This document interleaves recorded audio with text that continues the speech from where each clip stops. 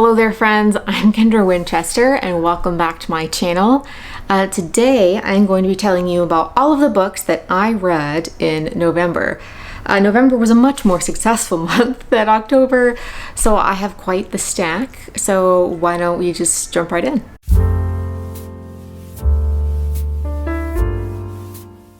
Okay, so first up, I'm going to tell you about The Wren by Anne Enright. This was the first book that I finished, and I actually listened to this on audio to review for AudioFile magazine, and I will link everything that I mentioned today below, but that will be there.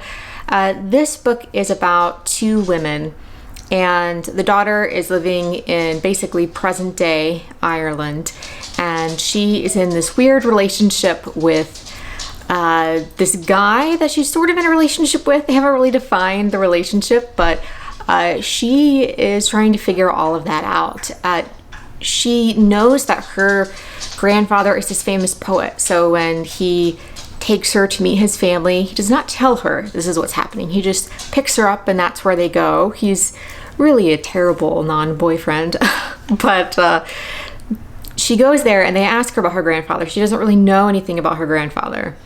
So in the next section, we hear from this girl's mother, and we hear about her relationship with this famous poet, her father, and it is, I don't know, it's really interesting because I really loved our modern day section where this girl is having this terrible relationship with this guy. It's very Sally Rooney-esque, but then we go back into the mother's point of view when the mother is a child, and we meet the grandfather from this perspective, and also then time passes and we see the mother as a child dealing with the grandfather, and then as an adult dealing with the father's like mistresses and girlfriends and all of this stuff.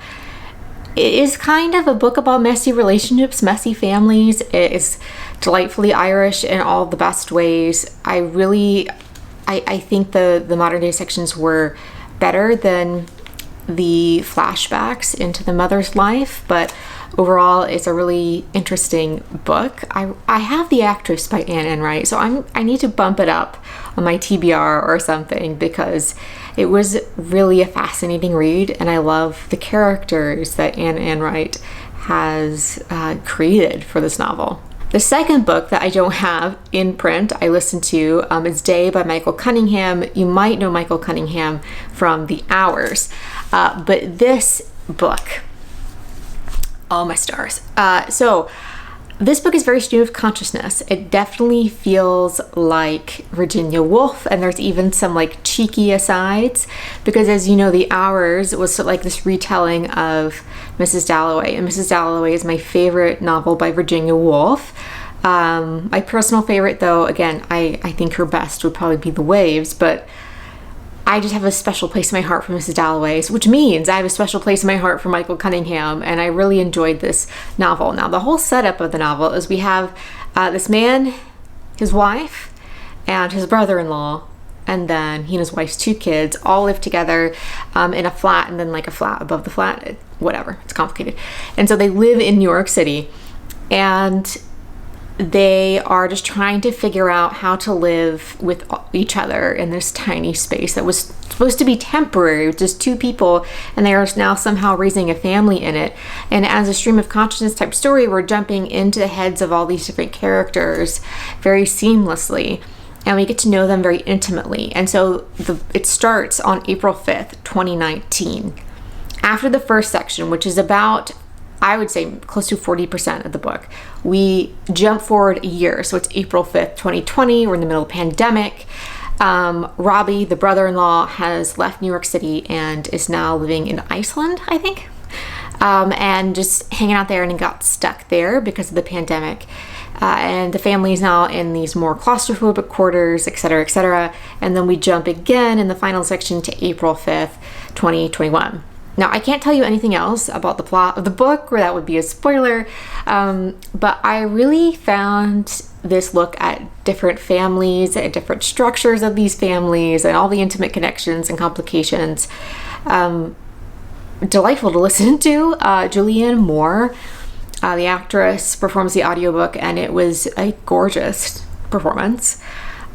I would have liked it to be longer. I felt like the first section was the perfect length, and I wanted more in the middle and I wanted more at the end, just to give us a more fleshed out view of these characters in these different years. I feel like we're re-meeting them in these other sections, and I feel like they needed a little more space to kind of like reorientate ourselves for us to understand what's going on and to better understand the characters.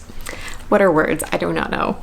So that is Day by Michael Cunningham, and yeah, it's fascinating. Let me know what you think. I haven't seen too many people review this yet.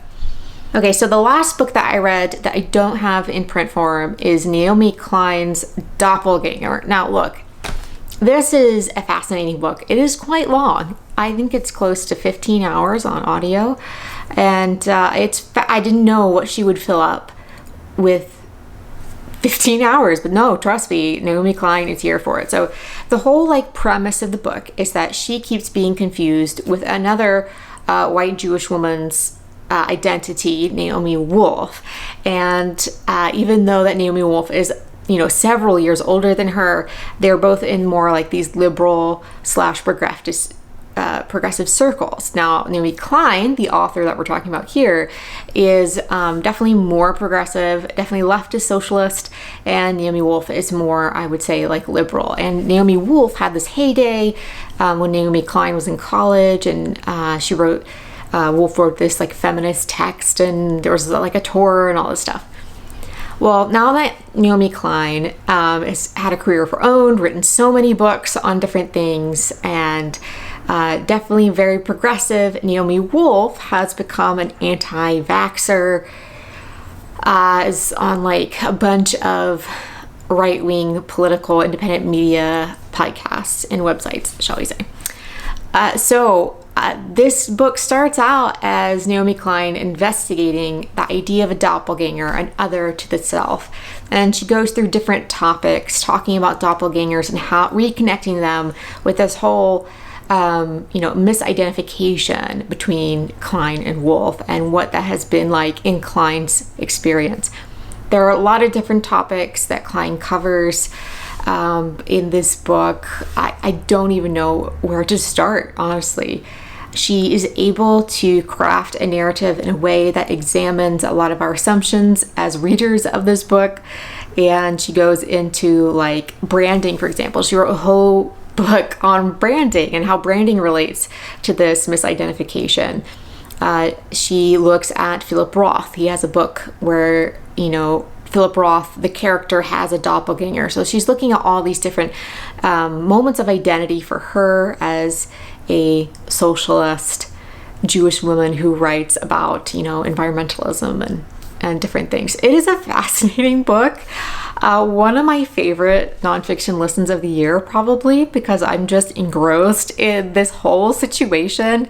And it's like watching a train wreck that Klein spins into this incredible multi-layered book. And she always ties it back to Naomi Wolf in different ways. And I find that fascinating, honestly. So definitely go check it out. I would love to hear your thoughts on it. I had the audiobook and I saw Nathan at Schizophrenic Reads. He's mostly on Book Talk, also on Bookstagram, but I interviewed Nathan because he's from the Midwest. And so I interviewed him on Read Appalachia, and we talked about regional literature as an idea, as like a concept, and why it's important. Anyway, I will link all of the things down below. There is no transition to this series that can actually happen successfully, so we're just gonna have to jump in, honestly. This is Shady Hollow by Juno Black. That's a pen name for two authors that work together on this book. Okay. There are 4 books in this cozy mystery series. I'm only gonna tell you about this one because I don't want to give any spoilers for the rest of this series, but they are delightful. So this is a cozy mystery series about a town called Shady Hollow where animals live and work. You have a moose who has like a coffee shop, and you have your vixen, our protagonist. She is a journalist at the newspaper. Her boss is a skunk. There's a hummingbird who's the gossip columnist. You have bears who work as police officers in the town. And the story starts when a toad is found dead in a lake. This book is like Animal Crossing, but a cozy mystery novel, right? These are animals who are varying sizes, but all live together and walk upright and talk to each other, right? So in the beginning of every book, there's always like this little note that says you just have to suspend your disbelief and go with it. And I did. And let me tell you, Juno Black committed. There are the Von Beaverpelts who run the lumber mill, and they are very well to do. And it's just, it is so funny, but they just, you had to commit to make this successful. I really enjoyed all of them. They are so ridiculous in the best possible way. I don't know about you, but I get anxious right before I go to bed. Like my mind just starts like winding itself up, and I really struggle to chill it out. So I usually listen to something ridiculous and lighthearted. And so when I say that I don't have to use my brain to read a book, that's what I'm talking about. I'm talking about I enjoy the books because they make me feel less anxious and just able to make my brain relax. And these are the kinds of books that help me maintain my mental health. So I don't want to sound like I'm disparaging them. I'm not. They're wonderful. These are silly, right? These are silly books, very predictable. I'm not reading them to be surprised. I'm reading them to enjoy just the whole, like, it's like Disney's Robin Hood, where all the animals are doing random things and wearing clothes and stuff. Okay, so like, it is silly, but it's fun. If you aren't looking, if you don't enjoy this kind of silliness, which to be fair, lots of people do not, and so not knocking anyone who doesn't enjoy that kind of thing, but I enjoy it. I enjoy that there is a panda that has a Chinese food restaurant, he used to be like a surgeon. So like he comes running from the restaurant and like with his medical bag. It's great. There is death and murder in every book, but other than that, these are books I would recommend to my mother, who prefers no swearing or sexual content. So go forth, enjoy the cozy mysteries. Okay, I can't even transition away from them. They're just like, anyway. Okay, so the next one I read is the Never Whistle at Night, an Indigenous dark fiction anthology edited by Shane Hawk and Theodore C. Van Alst Jr. And this has, let's see, some of the big names are Tommy Orange, Mona Susan Power, Morgan Talty, David Heska Wanbli Waden, Wabgeshig Rice, Sherry Demeline, Kelly Jo Ford, and Stephen Graham Jones writes the introduction for this. This is a short story collection written by all these different kinds of authors, and the audiobook is performed by an ensemble of Indigenous narrators as well. So I loved the production of this book, and each story is so fascinating. It's looking at the impact of settler colonial violence on Indigenous peoples across Turtle Island, and sometimes Indigenous people in the characters in the stories sometimes are complicit in this violence. Sometimes they harm others in attempts to save themselves. They are always making these really messy decisions, and each story is so very different, and I thoroughly enjoyed this collection. I cannot recommend it enough. It's fabulous. It's everything I wanted it to be, so I don't know what that means. I want it to be enjoyable and well written, I guess. I don't know. It's great. Go read it. Oh my goodness. Can you tell when are you just gonna hang it? Okay. Dylan is going to be here with us as I avoid the sun.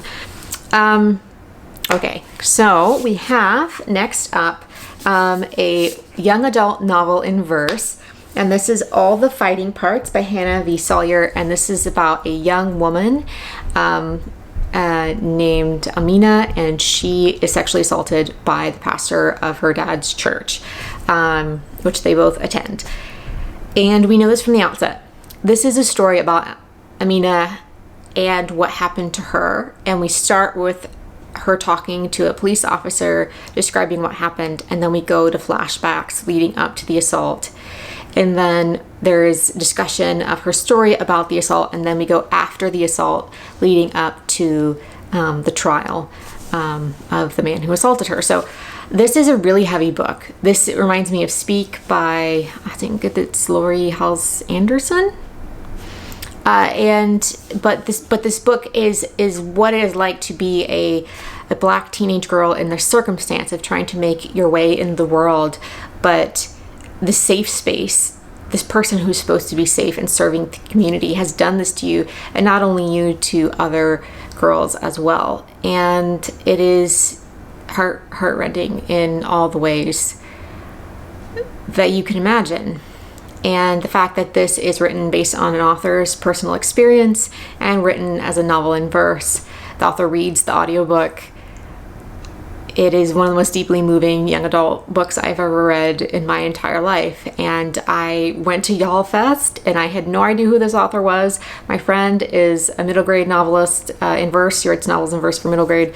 And she always picks up novels in verse, and I was always checking out what your friends are buying and whatever. And we went to this panel with the author on the panel, and I knew immediately I needed the book. So I went right after to the tent, picked up this book, and we listened to it on the drive home. So incredible book, just stunning. Next up is Thin Skin Essays by Jen Chaplin. Jen Chaplin wrote the autobiography of Carson McCullers, and what Jen does is she has these very, very long essays. Like, they're just sprawling essays about different topics, and she looks at like clothes and using that as like a vehicle to talk about capitalism and her experience of it as a queer person. And there's an entire essay about being chronically ill and what that looks like for Jen. She used to be a dancer, so she talks about being a dancer and how that, that expression of art, that art form moved and went into writing, and how she discovered writing was a new art form that she could do. She talks about her different partners and the relationships that she's had and what those queer relationships look like, and how she was in this one relationship for 6 years, but she was never allowed to come out of the closet because her girlfriend wasn't out of the closet. And it was a very complicated, messy time. And she takes these moments in her life, these very real stories of her almost like memoir pieces, and then expands on them to talk about greater issues. There's one on being a child-free person, as she expresses. She has a lot of different discussions about reproduction and what that looks like, and why people want to have children and why don't people want to have children, and what are her personal feelings on it versus the space that she knows she needs to make for other people without children who think differently. And all of this was intensely fascinating, and I feel like she is better at those long form essays. I feel like that's where she thrives, where she can focus in on a singular topic. I would have loved to seen these topics almost become their own books, because they're such long essays. I feel like she could have turned them into a book. Right now they're kind of like a bunch of, what's the novella equivalent for nonfiction? I'm not sure. But that's what they feel like. They're longer than essays, but shorter than a complete book. I don't know. Jen Chaplin continues to be a fascinating person, and the thought process that they have is really interesting. So I will be picking up more of Jen Chaplin. But I would definitely still start with the autobiography of Carson McCullers, because that is her in a nutshell and that long form situation. But I don't. Also, how does she just decide to pull all these different aspects or topics that you think wouldn't belong together, but she pulls them together and they're so well done. She also reads the audiobook, which I think she does well as far as authors reading audiobooks. And also it's a very personal essays. So I feel like when you're reading something so personal about your life, I feel like usually an author will do a better job of creating that emotional connection, but not necessarily, but I think she did a good job. I'm running away from the sun. Okay, so we have 3 more books. Let's see if I can get through these before it completely shines in my eyes. So next up is one of my favorite audiobooks that I've read this year, and this is Starter Villain by John Scalzi. I can't remember the name of the person who performs this audiobook, but I'll put it on the screen. They did an incredible job. And this book is about a man. What is the man's name? Charlie. This book is about Charlie. Charlie is kind of a failed journalist. He was laid off and he worked in like the business journalism. His uncle, his mother's brother, dies. Then Charlie, there goes the light. The light is gone. Charlie inherits apparently much of his uncle's estate, and he knows that his uncle is like a billionaire, and he's like, this is very random. But then his uncle's assistant comes at him, kind of orientates him to all of this and says, will you stand at your uncle's funeral? He goes to stand at his uncle's funeral, and a bunch of people are trying to make sure his uncle is actually dead. And he's like, what are you doing to the body of my dead uncle? They're just like, we just want to make sure. Like, he has like faked his death before. Eventually, he basically learned that his uncle was a supervillain. And as the guy who stood up at his uncle's funeral, they now think that he is his uncle's heir, which he sort of is, but now they think he is now the new supervillain in town, and things get messy. This book is hilarious. It is delightful. I adored the audiobook. One of my favorite audiobooks of the year, hands down. It is the most ridiculous thing. There are dolphins who unionize. There are talking cats. And like a whole like super villain, like boring business conference. It is incredible in so many ways. I absolutely adored it. It's so much fun. And if you are stressed, definitely pick up this book. I will definitely be checking out more of John Scalzi's books because they're also performed by the same narrator, and that seems to be a great combination for me. So, yeah. The next book I have to talk to you about is The Heaven and Earth Grocery Store by James McBride. This is set in Pennsylvania. There are 2 communities that are kind of touch right up against each other, and that is the Jewish community and the Black community. And so a Jewish couple has this grocery store in what has become or is becoming a Black neighborhood. And so there's a lot of discussion, this being the 70s at this time, and the 2 communities, there's a lot of like scenes where they interact with each other and become friends or not so much friends, and it is just a story about a neighborhood, and the way that James McBride writes characters is incredibly fascinating, and I really enjoyed that part of the book. I did not know, though, going into this, that this is much about a young deaf boy being institutionalized, and that is kind of a spoiler, but I wanted to say it because I did not know that this was going to be part of the story, or I probably wouldn't have picked it up. Well, I think it's vitally important that we read about this history in America, about the horrific ways that America has treated disabled people, particularly in institutionalizing them for generations, and how that is absolutely horrific. That's important to understand and acknowledge and bear witness to that history as we can. Decades since this book was set, I just personally really struggled to read books about institutions just because they are so horrific and so much violence does happen to this young boy in the institution. It's just a lot. And so I think, if that's something that you're also sensitive about, just be aware. Again, I want to be clear that this is a sensitivity. For me, there's nothing wrong with writing about it, or because that's a lot of ways a lot of people raise awareness for, et cetera, but it's just very difficult for me to read as a disabled person. I'm just very sensitive about that. Some disabled people aren't. It's just, I guess, one of the most sensitive things that I have that I prefer not to read about, just because it is a very real thing that happened. And most of the times when I see people talk about it, it's in the context of a horror novel. That is not a horror novel. I think that James McBride handles the storytelling in that as well as one could. It's a really difficult thing to depict on the page. It's a best book of the year for Amazon and Barnes & Noble. just not, I guess, a book for me, and that is fine. Not every book is for every person. But yeah, just as a heads up, there is violence, sexual violence towards children and adults in the book.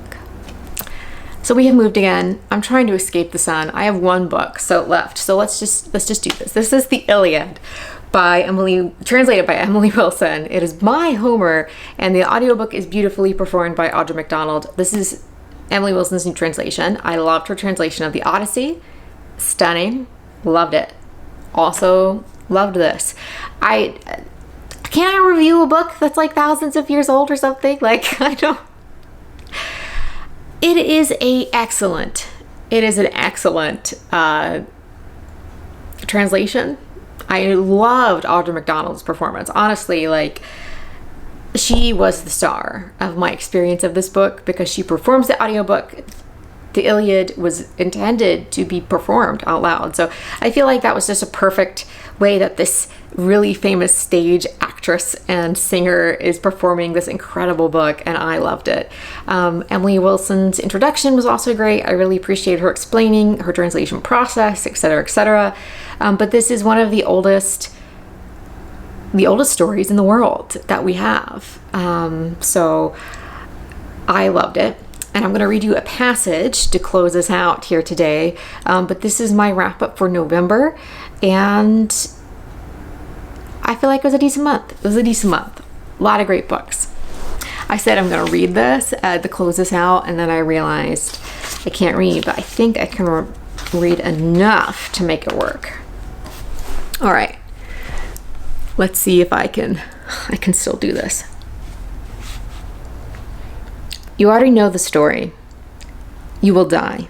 Everyone you love will also die. You will lose them forever. You will be sad and angry. You will weep.